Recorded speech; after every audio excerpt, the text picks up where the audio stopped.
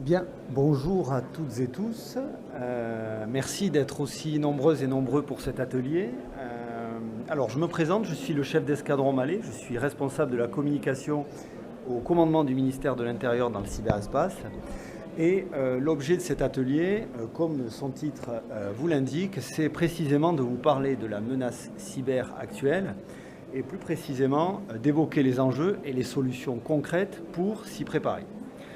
Alors, l'unité à laquelle j'appartiens, c'est le commandement du ministère de l'Intérieur dans le cyberespace, qui a plusieurs missions. Je vais le dire en deux mots. La formation, publier une stratégie ministérielle, et une mission qui fait l'objet de cette intervention, qui consiste à anticiper, à sensibiliser et à prévenir la crise. Donc ça va être l'objet de cette intervention, qui va être en très grande partie présentée par l'adjudant Geoffrey Legrand, qui est à mes côtés, et qui est affecté au département prévention et cyber-résilience. Donc, comme son nom l'indique, il est tout disposé à vous parler de ce que je viens d'évoquer. N'hésitez pas, au cours de la présentation qui se veut ludique et surtout participative, de ne pas hésiter à solliciter l'adjudant ou moi-même si vous avez une question, si vous avez un retour d'expérience, un cas concret à nous soumettre et qui pourrait faire écho à ce que va dire l'adjudant, de sorte que l'on puisse échanger, partager précisément les bons conseils, les bonnes pratiques pour, et c'est l'objet de cet atelier, se prémunir contre une crise. Donc je vais sans plus tarder laisser la parole à l'adjudant. Je précise que dans le programme, il est prévu 20 minutes. J'ai volontairement regardé la suite et nous n'avons personne après. Donc nous ne terminerons pas, à moins que l'on se fasse chasser par les organisateurs, nous ne terminerons pas à 12h20, mais plutôt vers 12h40, voire 12h45. Et surtout, n'hésitez pas, la parole est libre et surtout constructive. Je laisse la parole à l'adjudant Legrand et vous remercie.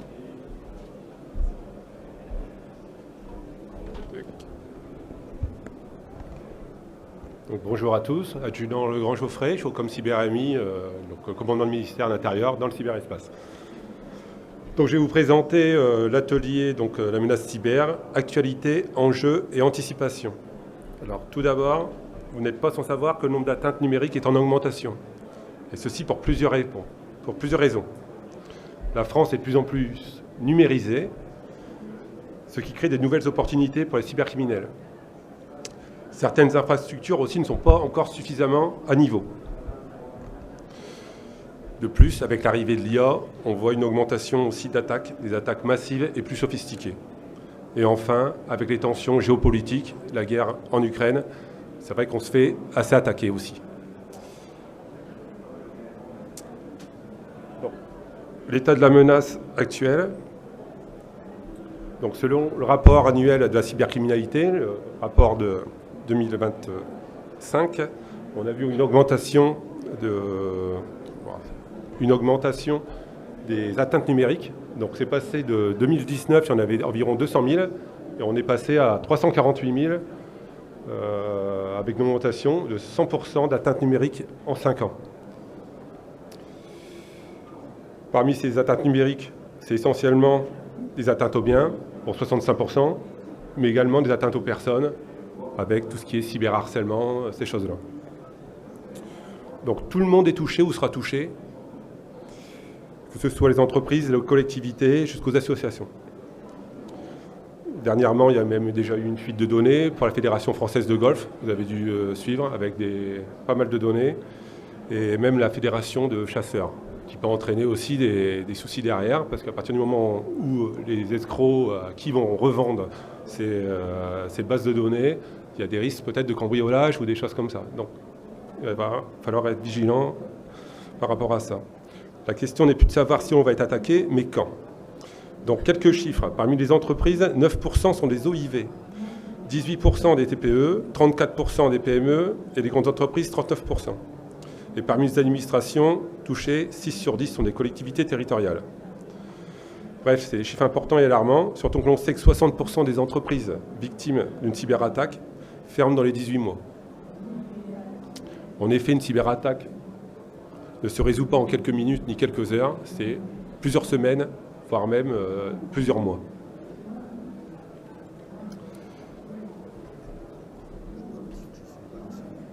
Donc, ce qu'il faut savoir très concrètement, ce que disait très bien l'adjudant Legrand il y a quelques instants, c'est que tout le monde est visé, quel que soit le secteur d'activité, quelle que soit la structuration de l'entreprise, de l'association, de la collectivité. Tout est bon pour le cybercriminel pour récupérer de manière directe ou indirecte de l'argent. La fuite de données peut être, par exemple, parler du secteur du golf ou de la chasse. Les informations sensibles issues de la fuite de données vont consister soit à être revendues telles quelles sur le darknet, par exemple, donc c'est une source de rentrée d'argent directe pour le hacker, mais indirectement va pouvoir servir à créer une base de données qui va servir pour les rançongiciels, qui va servir pour éventuellement de faux ordres de virement, pour de fausses convocations, de faux PV, bref, tout ce que vous avez pu, je pense tous et toutes, recevoir sur vos adresses mail et qui sont bien entendu des spams.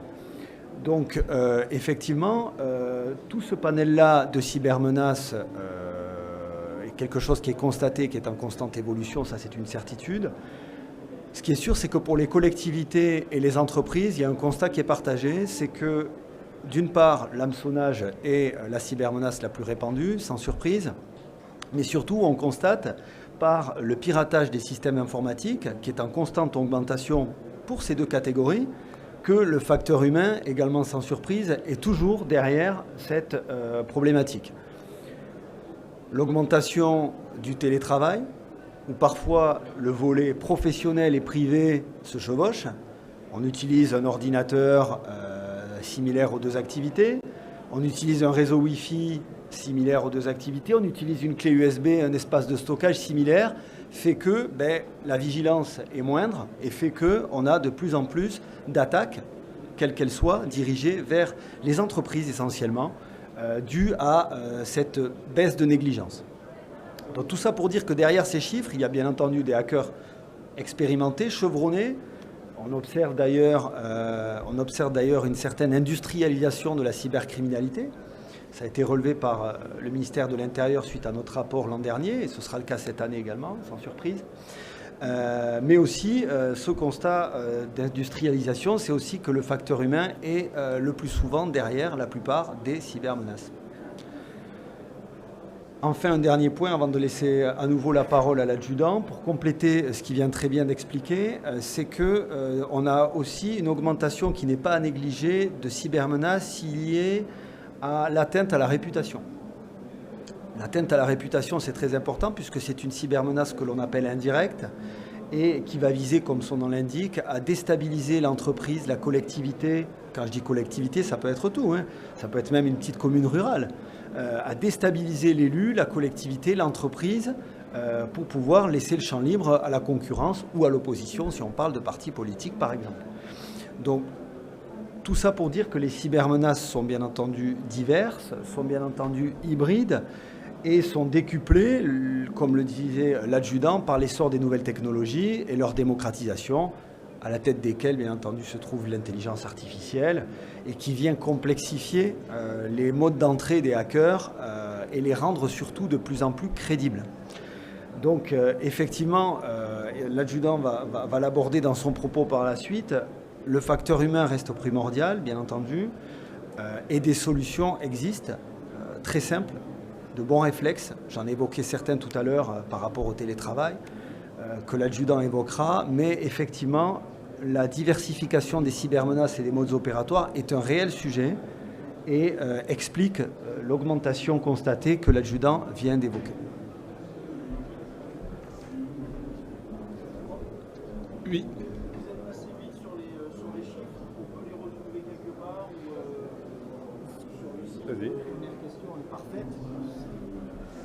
Donc oui, effectivement, les chiffres que vient de vous évoquer l'adjudant Legrand et les quelques éléments que je viens de vous donner sont disponibles dans notre rapport annuel sur la cybercriminalité. Enfin, le nôtre, c'est le ComCyber du ministère de l'Intérieur qui le rédige, mais c'est au nom du ministère de l'Intérieur et du ministre lui-même, donc qu'on peut retrouver sur le site du ministère de l'Intérieur. Barre de recherche, rapport annuel cybercriminalité, vous avez les chiffres, les tendances, les évolutions, la prospective, etc. Et bien entendu sur nos réseaux sociaux, ceux du ComCyberMI, où vous allez retrouver bien entendu ce rapport, mais qui est annuel et par définition n'est publié qu'une fois par an, mais où vous allez pouvoir retrouver également, notamment sur notre page LinkedIn, nos fiches réflexes. Dernièrement, on a fait des fiches réflexes sur le phishing, c'est-à-dire le hameçonnage par QR code, le phishing, le harcèlement, la fuite de données. On publie régulièrement, mensuellement même, ou bimensuellement, des fiches réflexes qui partent du constat, qui vous expliquent les modes opératoires naturellement des hackers pour mieux s'en prémunir, et enfin les bons réflexes, les bonnes pratiques pour essayer déjà de mettre en place les premières mesures, les premières solutions pour se prémunir contre ces nouvelles formes de cybercriminalité. Donc sur le site du ministère de l'Intérieur pour répondre à votre question, et sur notre page LinkedIn du ComCyberMI, où vous allez pouvoir retrouver nos fiches régulières sur ces thématiques. Très bien. Donc on va pouvoir poursuivre. Donc pour bien comprendre ces attaques, déjà, il faut savoir qu'est-ce qu'une cybermenace. Alors une cybermenace, c'est simple. Il y a trois choses. On a des adversaires. Ça peut être l'acteur étatique, comme je vous dis, les pays qui attaquent. Des activistes qui peuvent, par exemple, faire une défiguration de site et vous mettre un message, un slogan, une publicité, une idéologie quelconque. Des cybercriminels. La menace interne également, ça peut être l'employé jaloux qui n'a pas eu son augmentation ou qui s'est fait licencier, par exemple. Et également l'amateur de sensations fortes, c'est le petit jeune qui ne sait pas quoi faire, qui dit tiens, je vais m'attaquer à telle société juste par challenge. Il va se challenger.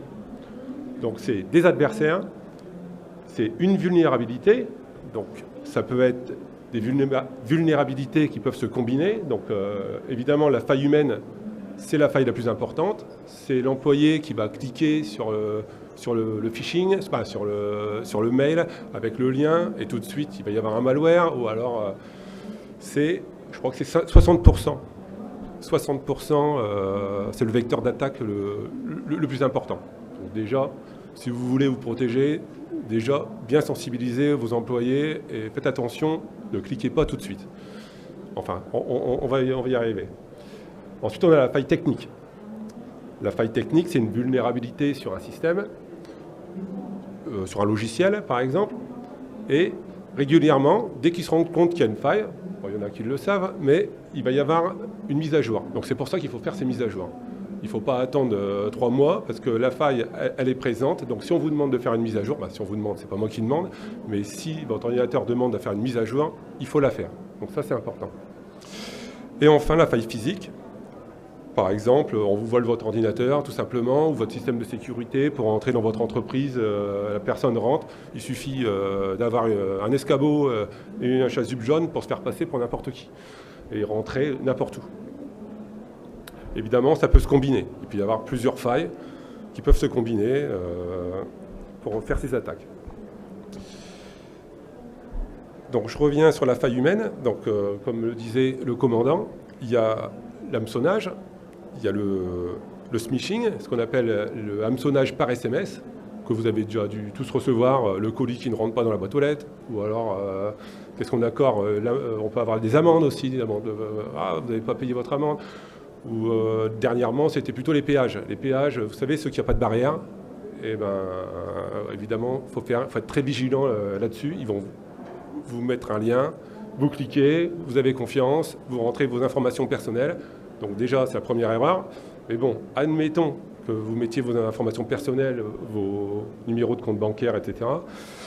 Derrière, il y aura un deuxième appel donc, du faux conseiller bancaire. Évidemment, il ne va pas se présenter comme ça, sinon ça serait trop facile. Donc cette personne va se présenter comme un faux conseiller, service sécurité, et va vous demander d'effectuer certaines tâches sur votre application.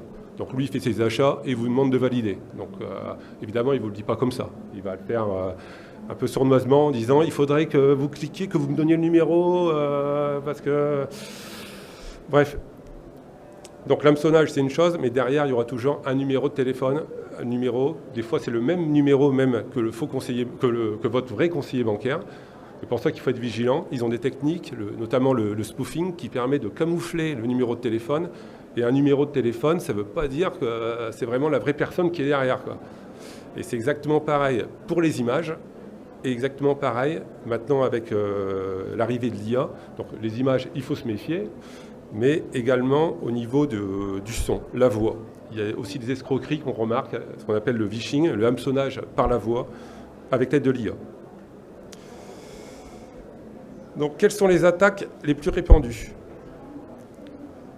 Est-ce que vous les connaissez, les attaques les plus répandues? Non, vous ne voyez pas? La première, la plus connue. Voilà, la DDoS, voilà, exactement. Donc on a l'attaque DDoS. Bon, c'est la plus courante. Donc il y a une multitude de requêtes qui sont envoyées en même temps. Et ce qui va faire que le site va être bloqué. On a également donc, le rançongiciel, celui qui fait le plus peur. On va avoir les données seront cryptées et on va avoir une demande de payer en crypto-monnaie pour avoir la clé de déchiffrement, ces choses-là. Donc évidemment, il ne faudra jamais payer. C'est un escroc, il est là pour vous soutirer de l'argent. Et si vous payez, en plus, rien ne garantit qu'il va vous donner la clé. Donc c'est pour ça qu'il faut faire ces sauvegardes. Donc on en revient, on avait parlé qu'il fallait faire attention au niveau des hameçonnages, qu'il fallait faire attention pour ces mises à jour, mais également par rapport à son rançongiciel, faire des sauvegardes régulières, hors ligne et en ligne, et aussi les tester. Ensuite, on a la défiguration de site, on en a parlé. Donc, c'est l'activiste qui va mettre un slogan, une pub, une idéologie et qui va corrompre un peu votre site. Et enfin, l'escroquerie aux faux ordres de virement, l'escroquerie aux faux vies.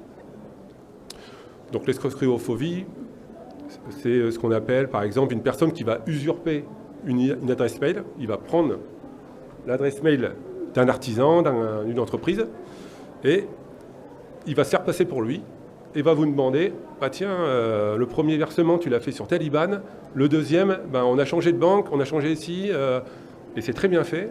Et le deuxième, évidemment, la personne va tout simplement changer l'IBAN, et c'est l'escroc qui va recevoir l'argent. Donc double sanction, on paye un escroc, mais en plus, la vraie personne, on ne l'a pas payé, donc il faudra quand même payer derrière. Vas-y, mon grand. Effectivement, sur les escroqueries de type faux ordre de virement, par exemple, il y a aussi une accumulation de facteurs qui peuvent décupler la cybermenace.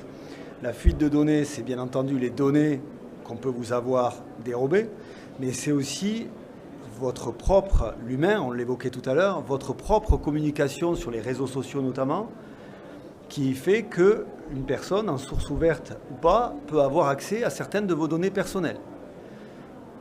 Votre lieu de naissance, votre date de naissance, etc., vos lieux de vacances, peu importe, tout ce que vous pouvez partager peut être récupéré, qui plus est en source ouverte, pour être utilisé à votre encontre.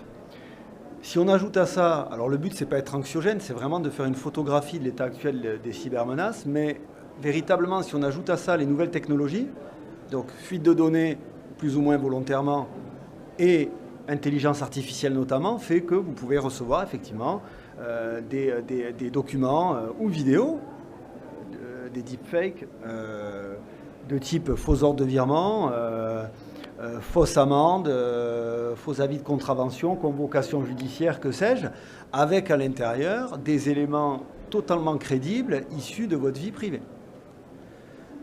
Et qui, comme je viens de le dire, crédibilise l'attaque et crédibilise le moyen où on va vous approcher. Alors, bien entendu, la plupart des personnes vont savoir qu'ils ne vont pas sur des sites pédocriminels, bien entendu. Des gens peuvent prendre peur, bien que ne fréquentant pas ce genre de site, et aller cliquer. Enfin, on a une accumulation de facteurs, comme je dis, fuite de données, intelligence artificielle, utilisation de l'émotion, de l'urgence, etc. Donc plusieurs facteurs qui vont se cumuler couche par couche et qui vont finir par maximiser finalement la probabilité de voir la cybermenace porter ses fruits. Donc une fois encore, et je m'attache vraiment toujours à le répéter, c'est vrai qu'on ne peut pas être 100% infaillible, et bien entendu que vous comme moi, on est amené à aller sur le net et parfois à écrire des choses sans voir forcément un mal derrière, mais c'est vrai. Et on le voit de plus en plus souvent que la plupart des arnaques, très simple, très basique, utilise vos données personnelles sans avoir été dérobées au préalable. Uniquement utilisées par vos publications, par tout ce que les cybercriminels pourraient récupérer en source ouverte. Donc effectivement, si on peut déjà essayer, nous tous, de recentrer les informations à caractère personnel sur l'essentiel, on donnerait un petit peu moins, encore une fois, nous tous et moi le premier, de grain à moudre aux cybercriminels, et notamment dans le cadre de faux avis de virement qui peuvent avoir des conséquences dramatiques pour une entreprise, notamment qui peut être amenée à fermer, comme disait l'adjudant, faute de trésorerie, suite à une attaque comme cela, puisque bien entendu, quand bien même un remboursement pourrait être enclenché par l'assurance ou le secteur bancaire en lien avec l'entreprise, ça ne se fait pas en un jour. Et l'entreprise derrière qui n'aurait pas les finances solides ne pourrait pas s'en relever, bien entendu. Je te laisse poursuivre, on ne traîne pas pour enchaîner sur le 3. Je vais juste terminer sur l'escroquerie au faux vie. L'important, c'est de bien comprendre la manœuvre de l'escroc, sa manière d'opérer. Comment il a fait pour avoir l'adresse mail de l'artisan de l'entreprise? Comment il a fait? Alors, en fait, il y a plusieurs solutions. Mais c'est une défaillance humaine. En fait, soit son mot de passe, il était très faible, et dans ce cas-là, avec un système de force brute, on arrive à avoir le mot de passe de la personne, et après, on usurpe son identité à partir de cette adresse mail-là.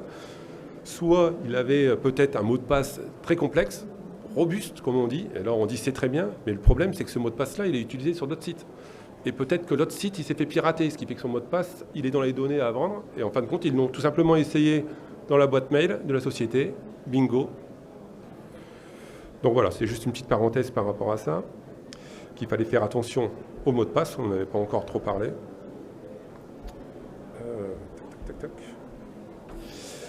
Et aussi, donc, comme le disait le commandant, avec l'arrivée de l'IA, donc les escroqueries, elles deviennent de plus en plus sophistiquées. Et si les escrocs ils ont accès aux messageries, ils vont pouvoir automatiser cette stratégie. Donc ils peuvent rapidement analyser les conversations, identifier les transactions à forte valeur ajoutée et générer des messages usurpant parfaitement le style et le contexte des échanges légitimes. C'est là qu'on voit que l'IA, il suffit d'une grande base de données avec tous les mots de passe et les adresses mail des entreprises, et après on laisse faire la machine, quoi, en quelque sorte. Et là, ça va amplifier ces arnaques. Donc il va falloir être vigilant, justement, par rapport au mot de passe. Donc l'IA permet donc d'augmenter la vitesse et la crédibilité des attaques. Il y a aussi une dernière escroquerie qui est proche des faux vies, c'est l'arnaque au président. Ils vont jouer sur le biais d'une autorité, sur le biais de l'urgence. Et surtout avec l'IA maintenant, il suffit d'avoir 3-4 photos. L'IA va vous faire un visage et on va croire que c'est le président qui est parti en vacances qui vous demande de faire un virement urgent sur tel compte. Il y en a qui se font avoir. Bref, aujourd'hui, c'est les attaques les plus utilisées par les cybercriminels et qui ont une certaine technicité informatique, mais il faut savoir qu'il y a des petits jeunes sans bagage particulier qui arrivent aussi à faire des escroqueries. En fin de compte, ils vont sur des forums cybercriminels, ils vont sur le darknet, et là, on leur donne des services clés en main. C'est ce qu'on appelle le Cybercrime as a Service. C'est justement dans notre rapport sur la cybercriminalité, qu'on sort tous les ans. Et on peut avoir accès à des réseaux d'entreprises, louer des logiciels malveillants. On peut avoir des outils clés en main pour lancer une campagne d'hameçonnage.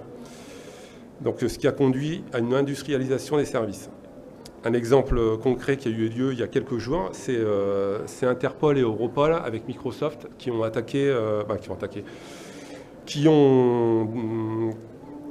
sont lancés sur RedVDS, un programme RedVDS qui est en clair sur Google. Il suffisait de taper RedVDS et à partir de là, on pouvait faire des campagnes de phishing pour 24 $ par mois. Et cette société, elle permettait d'envoyer plus d'1 million de messages de phishing par jour. Donc à partir du moment où ils ont touché les États-Unis avec 40 millions de $ de pertes, ils ont dit bon, on va peut-être faire quelque chose.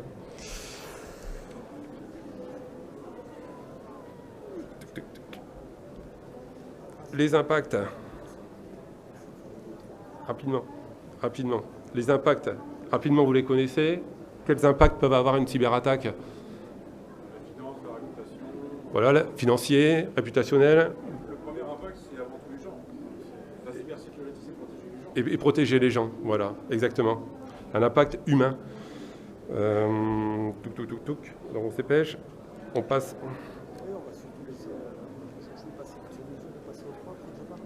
Oui, tu peux passer au 3. Donc, pour juste reprendre les propos de l'adjudant avant d'entamer la dernière partie qui consiste à parler de l'anticipation et de la préparation à la crise, parce que c'est aussi l'un des volets de cet atelier, c'est véritablement ce qu'il venait de dire, donc la facilitation de l'accès aux nouvelles technologies, 24 $ pour une campagne de phishing.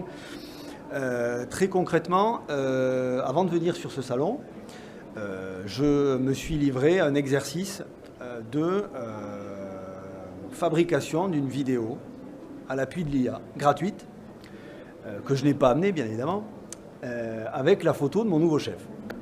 Donc j'ai pris la photo de mon nouveau chef, je me suis aidé de notre infographiste qui n'a donc aucune compétence pour la vidéo ni le montage. Et en 1 heure environ, nous avons réussi à faire dire à notre chef que le ministère de l'Intérieur vendait une solution de protection pour les particuliers pour 50 € seulement en promotion et qu'il fallait vite se dépêcher pour cliquer sur le lien ci-dessous. Alors bien entendu, on n'a pas mis d'hyperlien pour pouvoir profiter de cette promotion qui allait s'arrêter après-demain. Donc on a joué sur l'urgence, on a joué sur la bonne affaire. On a joué sur une cybermenace répandue, c'est-à-dire les fakes et quelque chose d'à peu près crédible avec la photo et le visage d'un officier de gendarmerie qui donne encore plus de crédibilité à la chose. Et ma foi, la vidéo n'est pas si mauvaise que cela. Alors on voit quand même, bon ça paraît un peu gros, la ficelle est un peu grosse, mais bon, écoutez, si j'ai à ma disposition 1000 adresses mail, je les envoie à ces 1000 adresses mail. J'ai peut-être une probabilité que 10 d'entre elles, 5 d'entre elles vont croire à cette promotion et cliquer dessus. Et potentiellement, sur ces 5, 2 ou 3 qui vont acheter. Tout ça pour dire quoi? Tout ça pour dire que, effectivement, c'est très difficile aujourd'hui de se prémunir contre les nouvelles formes de cybercriminalité, classiques de type hameçonnage ou nouvelles à l'appui de nouvelles technologies dont l'IA. Mais très clairement, voilà, l'adjudant va l'évoquer, je vais parler juste de l'IA parce qu'on ne peut pas faire une conférence trop longue non plus, mais pour l'IA, il y a des réflexes simples à adopter, il va y revenir, mais véritablement, on parle de double authentification pour ces mots de passe. Parlons de la double vérification pour l'IA aussi, ou la triple vérification. C'est-à-dire, vous voyez un texte, une vidéo, un son ou autre, si soit vous passez, et voilà, vous engrangez l'information, mais si vraiment vous êtes focalisé dessus parce que c'est une offre, etc., allez faire la double vérification, la triple vérification par une autre source, et à 90-95% de chances il y a 90-95% de chances pour que vous tombiez sur l'escroquerie. Vous allez voir que ce n'est pas possible sur des forums, sur une publicité, 10 publicités contraires qui vous indiquent que l'éplucheur à légumes miracle, il n'est pas à 10 $, mais il est à 80 $ partout ailleurs. Donc vous allez vite voir l'escroquerie. Donc véritablement pour l'IA, quel que soit le support, quel que soit le message, quelle que soit la visée, privilégier la vérification multiple. C'est à ce jour, gratuitement je parle, il existe des applications et des logiciels payants, certains gratuits mais moins élaborés, qui permettent de voir, de discriminer, de savoir combien de probabilité a cette vidéo d'être un fake. Ça existe aujourd'hui. Je ne vais pas vous les citer parce que ce n'est pas le propos, mais ça existe. Des gratuites un peu moins développées, des payantes qui sont assez performantes. Mais déjà, si vous arrivez à discriminer cette vidéo, ce son, ce texte, en allant faire une vérification par vous-même, déjà vous écartez 90-90% des dangers et des cybermenaces. Allez Geoffrey, je te laisse poursuivre.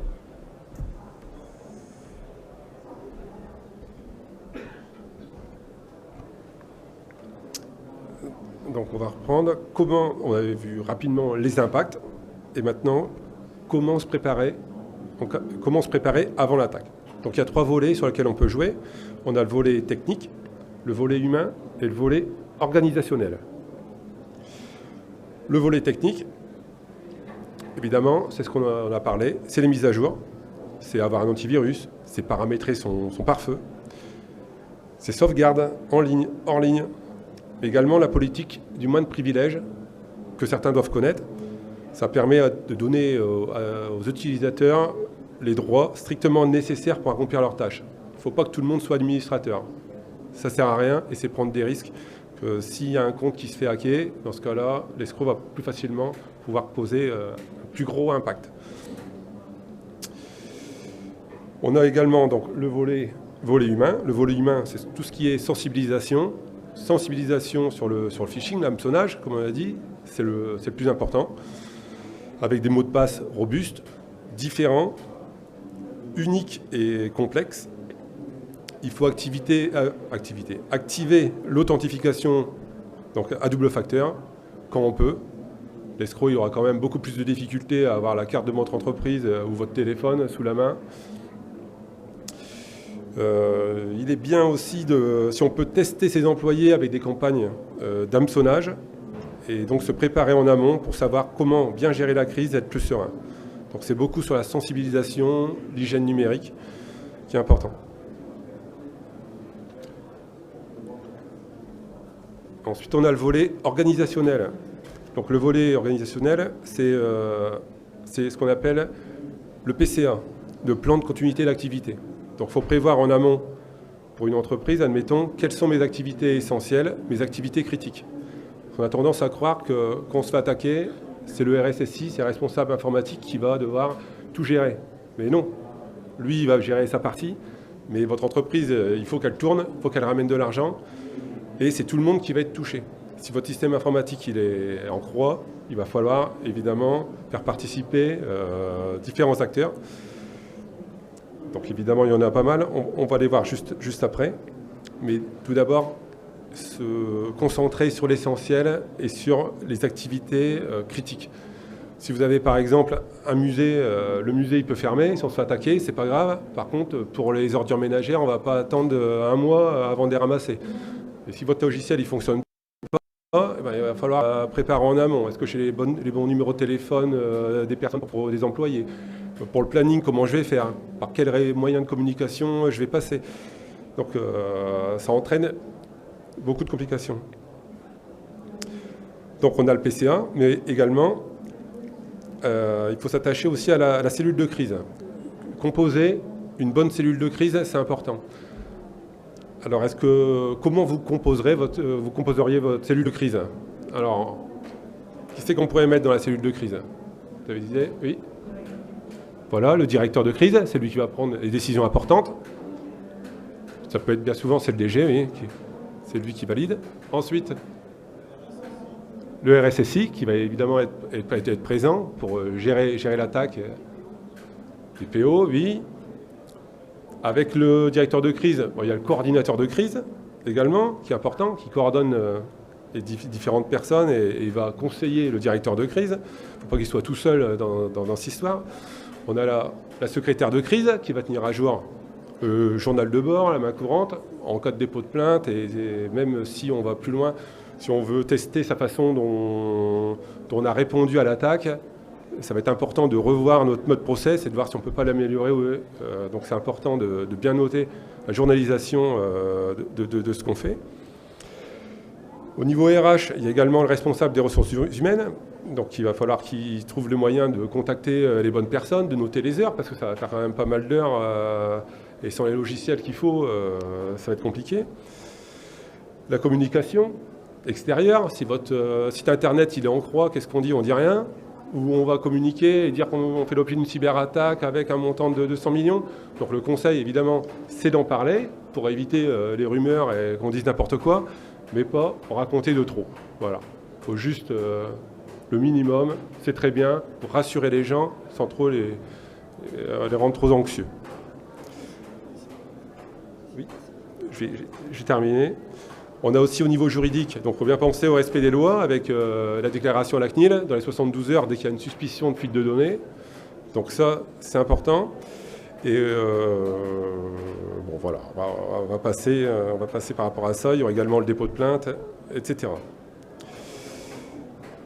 Donc lors d'une crise cyber, l'origine elle est cyber, mais les répercussions sont bien plus larges. Ça doit intégrer toutes les fonctions de l'entreprise, car ce n'est pas que du ressort du RSSI. Donc ça, on l'avait dit. Donc pour conclure... Je vais juste en profiter parce que Non, parce qu'avant la conclusion, c'est vrai qu'il y a un petit élément, il y a beaucoup de choses à dire. Là, il a 9 pages et il est passé, pour essayer de respecter le timing, il y a tellement de choses à dire qu'on pourrait y passer des heures et échanger, etc. Mais là, il a évoqué effectivement un plan de continuité d'activité en cas de crise, etc. Souvent, la question qu'on nous pose, et que je suis sûr vous alliez nous poser, c'est, moi, j'ai pas tout ça. J'ai pas de secrétaire, j'ai pas de RH, j'ai pas de personnel pour la communication, j'ai pas tous ces personnels. On est un ou deux. Voilà. On prend l'exemple d'une petite mairie. J'ai ma secrétaire de mairie qui se partage avec 3 communes et qui passe d'ordi en ordi avec la même clé USB. Et puis c'est pas trop ce que c'est que l'informatique. Ok. Donc, il y a donc le volet professionnel, ce qu'on vient de vous évoquer, qui est important pour les structures assez solides et assez dimensionnées pour mettre ça en place. Après, il y a des choses concrètes. On vous a évoqué quelques-uns de nos conseils. Il y a également des bonnes pratiques. Je vais en retenir une. Je vous invite à aller sur le site de cybermalveillance.gouv.fr, qui est un de nos partenaires et qui héberge notre MOOC Sensi-Crise, qui est un exercice de gestion de crise gratuit qui permet d'accompagner les petites structures, les TPE, les PME, les collectivités, etc., dans le cadre d'une gestion crise, comment s'y préparer. Donc c'est des ateliers en ligne, c'est comme une formation en plusieurs étapes, gratuite. C'est un parcours d'initiation à la crise cyber qui permet à toute personne qui n'a pas les moyens humains et ou matériels, voire même qui n'a pas de connaissances assez développées dans la cyber, de se préparer et surtout de déterminer où en est sa structure d'un point de vue protection cyber. À l'issue de ce parcours, gratuit encore une fois, et ludique, la personne pourra savoir où elle en est, où elle se situe et qu'est-ce qu'il faut améliorer. C'est vraiment un parcours assez simple et assez pratique qui a tellement connu de succès et a été tellement repris que le numéro 2 de ce MOOC Sensi-Crise est en cours de préparation et lui sera destiné, non pas comme le premier, plutôt orienté TPE, PME, collectivité, très orienté élus et mairie. Donc, afin de répondre à toutes les probabilités possibles de cybermenaces et de cibles potentielles. Tout ça pour dire que voilà, s'il y avait une chose à retenir, quelque chose de gratuit, de simple et qui permet de déjà poser des bases solides, c'est ce MOOC Sensi-Crise qui permet déjà de se tester, de se jauger soi-même et de tester sa structure en complément d'écrits que vous pouvez retrouver gratuitement aussi, comme le rapport annuel sur la cybercriminalité. Geoffrey, je te laisse conclure. Je voulais conclure justement sur notre MOOC Sensi-Crise. Donc le commandant l'a fait très bien. Tu vas le faire mieux. Non, on ne va pas le faire 2 fois. Donc je vous remercie de votre écoute en espérant vous avoir donné quelques éléments de réponse. Donc si vous avez des questions. Oui.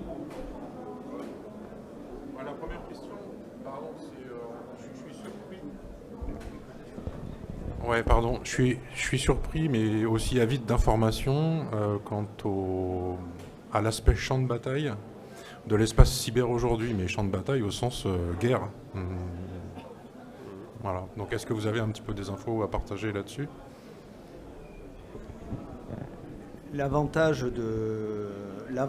de l'aspect cyber, c'est que le désavantage de la cyber, c'est que par définition, il n'y a pas de frontières et que donc, comment dirais-je, on peut avoir un hacker dans un pays, son VPN dans un autre et la victime dans un autre. Donc effectivement, c'est très complexe. Mais l'avantage qu'il y a aussi, c'est que ça permet de fédérer les actions, notamment ministérielles. On a un homologue. Typiquement, on parlait du champ de bataille. On a notre homologue, non pas du ministère de l'Intérieur, du ministère des Armées, qui est tout simplement le ComCyber du ministère des Armées, qui, eux, ont effectivement une capacité d'investigation sur le champ cyber naturellement, mais qui vise à protéger les intérêts fondamentaux de la nation, que ce soit physique ou cyber naturellement, en complément des autres. Là, vous parliez d'un champ de bataille pour la cyber, c'est effectivement le cas, il faut le dire, et c'est plus une terminologie militaire de ce que vous employez, mais en termes de champ de bataille au sens large, qu'il s'agisse du militaire avec les ingérences étrangères, c'est peut-être ce que vous essayez d'évoquer, qu'il s'agisse d'ingérences étrangères contre les intérêts fondamentaux de la nation, contre les intérêts particuliers, que sais-je, publics ou privés, on a ce constat, mais ce n'est pas une surprise encore une fois, que les modes opératoires sont hybrides et que la frontière entre le civil, le militaire, le public, le privé, elle est poreuse. Donc effectivement, le ComCyber a ses missions, s'occupe des ingérences étrangères notamment, pour toute la partie armée. Pour la partie ingérence étrangère et tentative de déstabilisation, on a Viginum, qui est un organisme qui dépend du Premier ministre, et qui s'occupe des tentatives des ingérences étrangères visant à déstabiliser, à désinformer. Par exemple, une campagne électorale. Et ensuite, on a un troisième acteur comme nous, mais il y en a d'autres, comme Cybermalveillance, comme le ComCyber du ministère de l'Intérieur, qui va, s'attacher à la lutte contre les cybermenaces par l'accompagnement de la filière, par la formation des personnels police, gendarmerie, douane, etc. Donc, finalement, c'est tout un écosystème. Si l'écosystème qui s'attaque au monde cyber, qui fait qu'aujourd'hui c'est un champ de bataille, est divers, on l'a dit, quelle que soit la cible, quel que soit le hacker, la réponse l'est tout autant. Finalement, je serais tenté de dire qu'aujourd'hui, le terme de champ de bataille s'applique à tout l'univers cyber et n'est plus désormais réservé au champ militaire, puisqu'on s'accorde à dire aujourd'hui, et on le voit, on l'entend aujourd'hui, on le lit, que tout ce qui a une visée militaire a forcément des répercussions ou des visées économiques, a des visées réputationnelles. On a tous entendu parler d'ingérence étrangère quant aux campagnes électorales présidentielles, notamment. Elles ont un but, effectivement, qui vise à déstabiliser le candidat en place, un ou une candidate, mais aussi à déstabiliser l'État en lui-même, et enfin à s'attaquer aux structures économiques qui dépendent de l'État, structures publiques notamment. Donc, l'univers cyber aujourd'hui, effectivement, c'est un champ de bataille. Vous avez très bien résumé ce constat, mais la réponse l'est tout autant. Oui. Vous connaissez les pays qui attaquent le plus? Tu le prends? Bon, sans surprise et sans les nommer, l'Est de l'Europe est bien entendu répandu pour tout ce qui est cybermenace, on va dire traditionnelle, parce qu'il y a quand même un historique avec cette partie-là du monde. On a aussi de plus en plus de de cybermenaces un peu plus atypiques, ou en tout cas qui étaient considérées comme minoritaires par le passé et qui prennent de l'ampleur, qui nous viennent de l'Asie du Sud-Est. Aussi également, mais encore une fois, toutes ces cybermenaces, tous ces modes opératoires sont décuplés. On sait aujourd'hui se prémunir contre des cybermenaces classiques, traditionnelles et anciennes. Le vieux mail composé de fautes d'orthographe vous indiquant que vous devez payer avec tel hyperlien. Si on fait un sondage, on faisait un sondage il y a 10 ans, on en fait un aujourd'hui, je suis convaincu que les gens, par la sensibilisation et les actions qui se font piéger, sont moindres.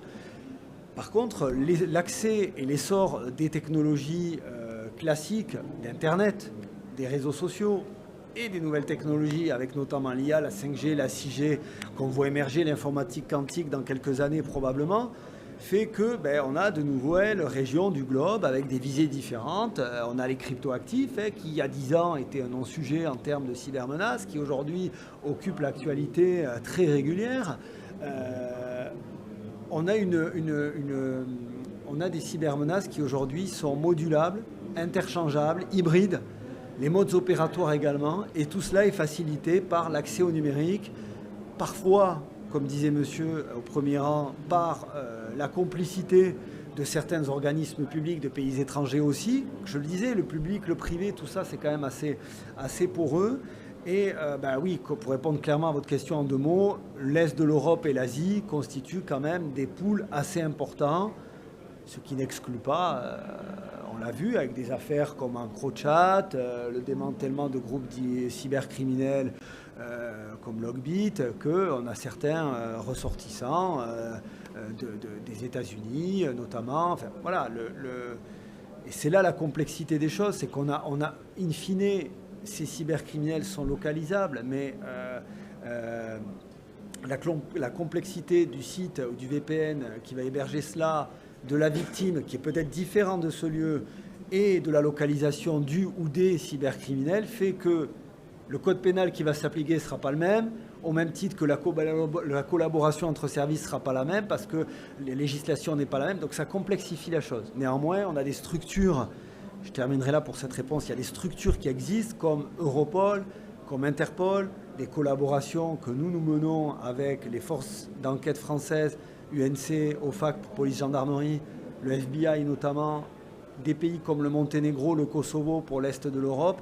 Il y a une coopération qui se met en place quand même et un échange des bonnes pratiques, du renseignement d'intérêt cyber et enfin des procédures, puisqu'il y a quand même aussi des échanges de modes opératoires. Tel pays constate que dans son pays, il y a une augmentation de tel mode opératoire visant à escroquer allez, on va dire les hôpitaux. Prenons un exemple, ça va sensibiliser l'autre pays qui n'a pas encore été touché. Donc il y a un échange de modes opératoires, de bonnes pratiques et de procédures qui permettent d'élucider tout simplement un certain nombre de dossiers et surtout, si je puis dire, une structuration qui a déjà quelques années désormais de la réponse. Un commandement unique du ministère de l'Intérieur pour la cyber, c'est le ComCyber du ministère de l'Intérieur. Des services enquêteurs identifiés, l'OFAC, l'UNC, la BL2C. Des acteurs européens identifiés, Europol, Interpol. Des acteurs judiciaires qui prennent de l'importance. La section cyber du parquet de Paris. Tout ça fait qu'on a désormais aussi une réponse qui répond à la structuration de la cybermenace, une réponse structurée en termes judiciaires et opérationnels contre ces groupes, on l'a évoqué, qui sont quand même essentiellement situés, on l'a dit, dans des régions du globe assez identifiées. Ça y est, l'estomac prend le dessus. Écoutez, merci d'être venus aussi nombreuses et nombreux. N'hésitez pas à aller sur les sites, comme je vous l'ai dit, ministère de l'Intérieur, LinkedIn du ComCyberMI ou de Cybermalveillance pour aller piocher des bonnes informations et surtout les partager autour de vous. Merci beaucoup et bon appétit.